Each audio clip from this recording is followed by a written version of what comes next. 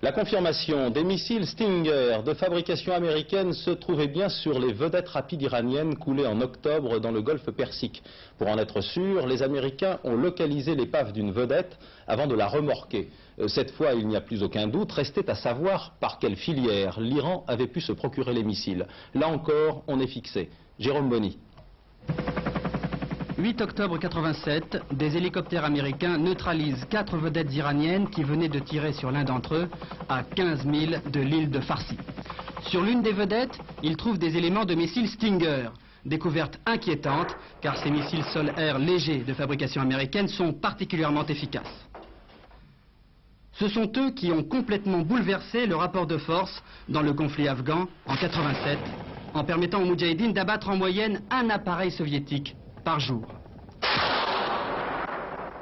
À la mi-janvier, les soupçons du Pentagone se confirment. L'une des vedettes iraniennes, coulée dans le Golfe, est localisée, renflouée grâce à des ballons et embarquée dans le Mount Vernon de la flotte américaine. Dans la vedette, un lanceur de Stinger. Comment est-il arrivé là? Très probablement par la filière afghane.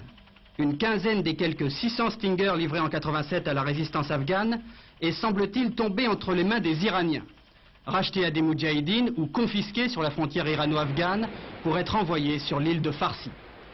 Équipés de missiles Stinger, les vedettes iraniennes deviennent une menace permanente pour les hélicoptères opérant dans le Golfe. À Washington, cette découverte relance les arguments de ceux qui ont toujours été opposés à la livraison d'armes sophistiquées aux Afghans. C'est toute la stratégie américaine dans le secteur qui est remise en cause.